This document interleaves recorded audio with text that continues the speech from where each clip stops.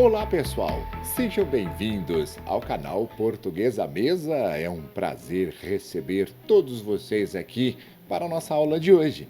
E nesse nosso encontro, nós vamos resolver algumas questões e vamos trabalhar com a proposta de ortografia, como se escreve bem as palavras, uma questão do Enem, para você já começar a trabalhar para essa prova, e esse ano nós vamos ajudar todos vocês a resolver várias questões do Enem, principalmente na área de interpretação de textos.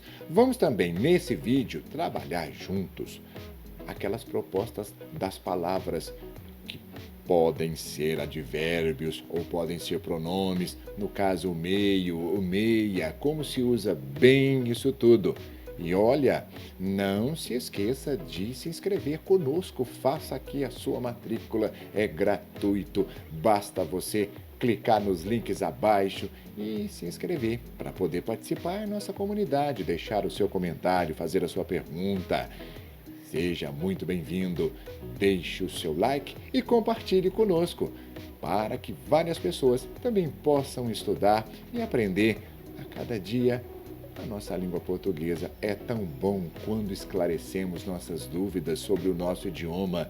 Isso faz com que nós cresçamos. E é para isso que nós estamos por aqui. Um grande abraço para todos vocês e vamos à nossa aula de hoje. Pegue já o seu material para começarmos a estudar juntos. Um grande abraço, pessoal. Eu te encontro em nosso próximo vídeo. Tchau, tchau. Essa primeira pergunta. Vamos ler comigo? Escolas sem acesso à internet. Muito bem, o que nós estamos vendo aqui é uma frase, nós não temos um verbo, e frase nós sabemos que é um enunciado com sentido completo.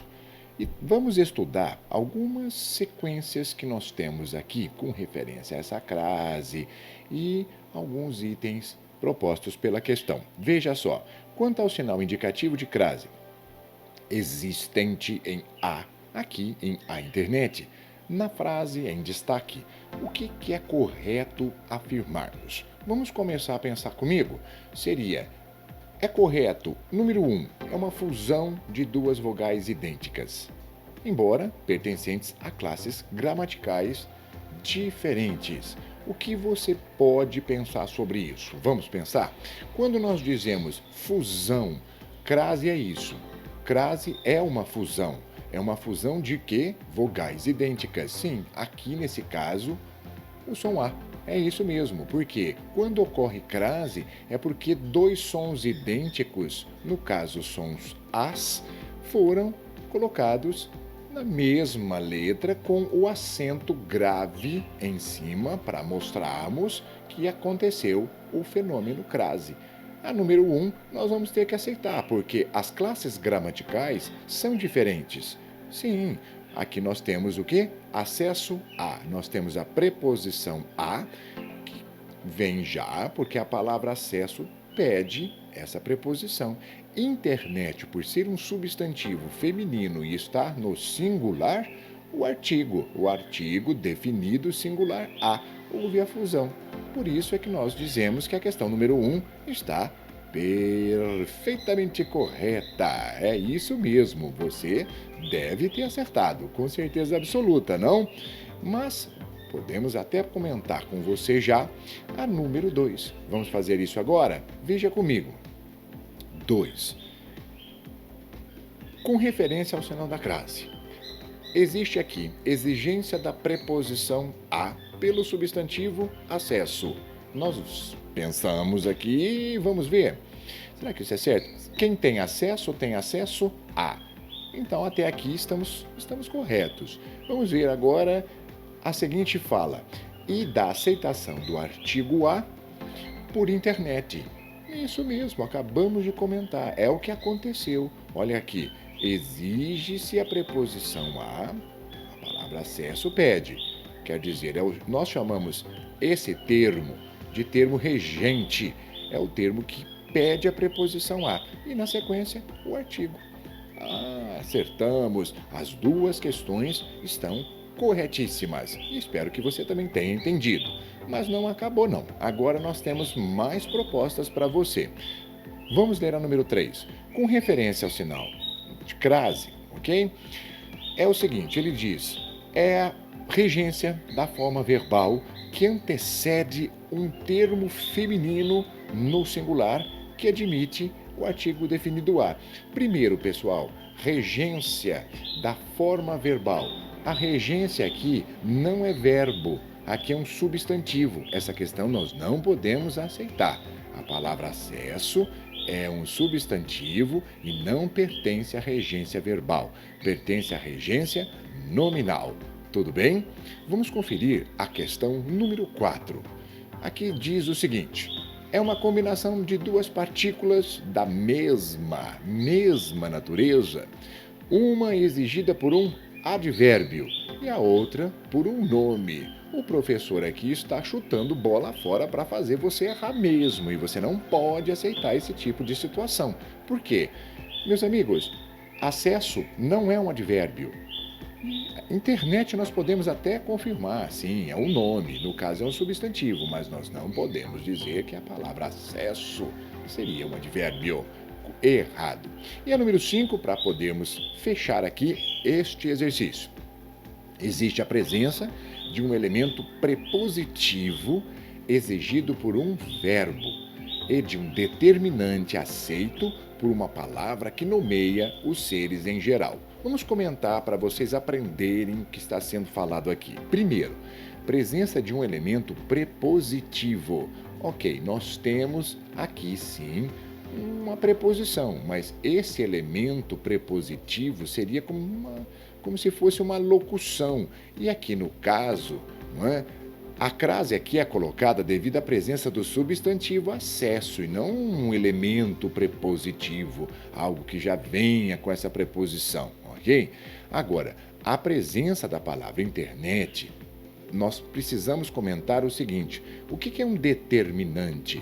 O artigo, ele é sim um determinante, não porque ele é artigo definido. Veja bem, a palavra determinante, ela é um adjunto dentro do sintagma nominal que acompanha o núcleo substantivo. No caso, aqui, esse determinante é o artigo definido. E é isso, o nome dele já é artigo definido para dar a definição, para dar a exatidão ao núcleo substantivo. E aqui ele disse que nomeia os seres em geral. Até aqui nós podemos aceitar, mas a questão número 5, ela está erradíssima. E espero que você tenha acertado todas. E vamos continuar, porque nós temos mais propostas para vocês. E se você tiver alguma dúvida, já faça o seu comentário. Vamos conversar mais aqui. Agora eu vou deixar você pensar um pouquinho. Veja só, quem usa e abusa do automóvel, você sabe usar bem a letra S, a letra Z? Aqui a questão é sobre isso. Assinale a opção em que a regra ortográfica diverge em relação à grafia dos verbos acima apresentados, o verbo usar e o verbo abusar. Vamos ler? Simbolizar, analisar, improvisar, pesquisar, paralisar. Qual seria a resposta correta aqui, pessoal? Vamos ver? Vamos conferir a resposta? A resposta seria a letra A. Por quê? Vamos pensar o seguinte: para grafarmos as palavras, precisamos entender sobre o radical. No caso, a palavra símbolo, ela não leva em seu radical a letra S. Nas outras, o improviso, a análise, a pesquisa e a paralisia já são escritos com esse S dentro da palavra. Por isso é que quando nós grafamos simbolizar, nós colocamos o Z, por ele já não pertencer à própria palavra. A resposta correta seria simbolizar, com letra Z. Espero que você tenha acertado. Acertou? Muito bem, você está indo bem. Agora veja outro problema muito sério em português e as pessoas confundem demais. Leia comigo esse poema a seguir e assinale essa alternativa que completa corretamente a proposta de acordo com a norma padrão. É um poeminha que diz o seguinte: então, friends, levo a vida assim. Agora é a sua vez. você vai completar com a palavra meio ou meia, dependendo do caso. Fique à vontade. Agora é a sua vez. Você completaria com meio, meia, meio, meio, meia, meia. Qual seria a sua resposta? Pense um pouquinho e, conferindo conosco as respostas, você vai ver comigo na tela. Veja, você deve já ter acertado. Levo a vida meio direita, meio torta. Vamos dar uma explicação aqui. A palavra meio, ela é, nesse caso, um advérbio de modo. É como você leva a vida. Como? Meio direita, meio torta.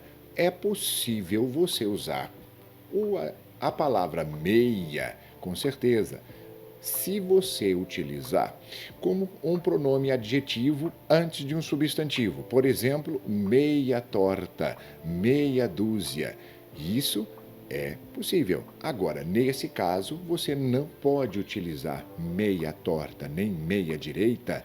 Por quê? Porque o advérbio, quando ele é colocado indicando uma circunstância, ele não pode ser flexionado. Nós não flexionamos advérbios, não colocamos no plural e nem colocamos no feminino. Tudo bem com isso? E a resposta agora você sabe, seria meio, meio. A resposta seria a letra A. Você deve ter acertado. Agora vamos a uma questão da FUVEST, que ela diz o seguinte: o texto que faz parte de um anúncio de um produto alimentício disse, em respeito à sua natureza, só trabalhamos com o melhor da natureza. E ele diz rapidamente aqui, selecionamos só o que a natureza tem de melhor para levar até a sua casa, porque faz parte da natureza dos nossos consumidores querer produtos saborosos, nutritivos e, acima de tudo, confiáveis. Muito bem, você recebeu aqui uma propaganda. A pergunta foi muito clara, dizendo o seguinte, procurando dar maior expressividade ao seu texto. O que esse autor quis fazer? Ele disse, serve-se do procedimento textual da sinonímia. Sinonímia é quando você usa palavras sinônimas no texto para poder apresentar para o seu cliente a situação. Você acha que aqui ele usou sinônimos? Letra B. Ele recorreu à reiteração de vocabulários homônimos. Reiteração seria repetição, usar novamente. Vocabulários homônimos são palavras iguais. Homo indica igual. Homônimo, então, seria uma palavra que é escrita da mesma forma, mas às vezes não significa a mesma coisa. Letra C. Ele explorou o caráter polissêmico das palavras. Ele utilizou a polissemia. Poli, vários. Polissêmico, vários sentidos. Letra D. Ele mistura, ele mescla as linguagens científica e jornalística para passarmos a informação. E a letra E, ele emprega vocábulos iguais na forma, mas de sentidos contrários. Estamos falando dos antônimos agora. Seria qual resposta, meninos? Se você precisar parar o vídeo, faça isso agora, porque nós vamos comentar com você. Vamos ver a resposta? Sim, ele explorou o caráter polissêmico da palavra natureza. Foi isso que ele fez. Para trazer maior expressividade ao anúncio, o autor explora o caráter polissêmico da palavra natureza. É isso que ele fez, porque as outras, se pensarmos na letra A, está errado. Sinonímia implica em termos com significados iguais ou parecidos, mas eles são grafados de maneira diferente, nós já vimos comentado. Na letra B, por que está errado?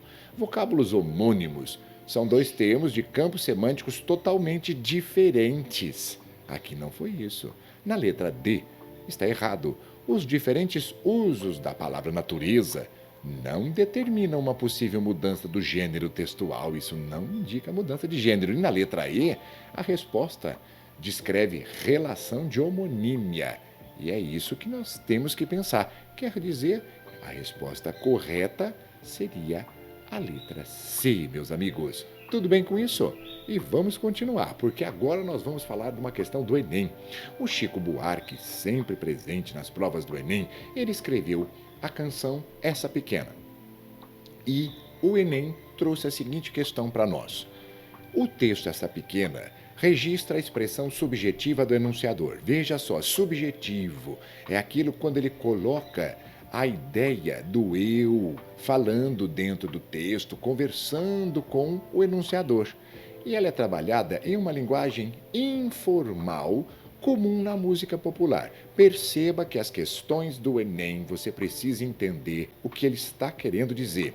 E ele te pede o seguinte para você observar como essa marca da variedade coloquial da linguagem está presente nesse texto. Como é que o Chico usou essa coloquialidade aqui nesse texto? Vamos ler as questões primeiro. Letra A. São palavras emprestadas da língua estrangeira, de uso inusitado no português. Inusitado é aquele uso surpreendente. Letra B. Expressões populares, que reforçam a proximidade entre o autor e o leitor.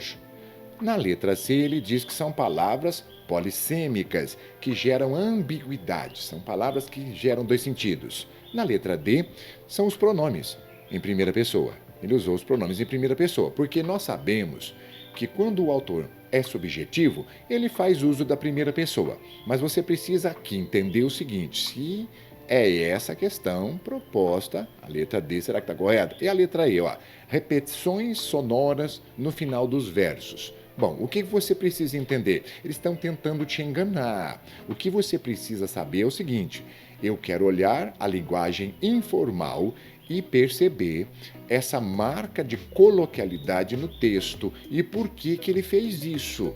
Então, agora é a hora de você dar uma lida no texto com calma, ok? Pare o vídeo, faça isso e venha comigo para resolver a questão. Vamos lá?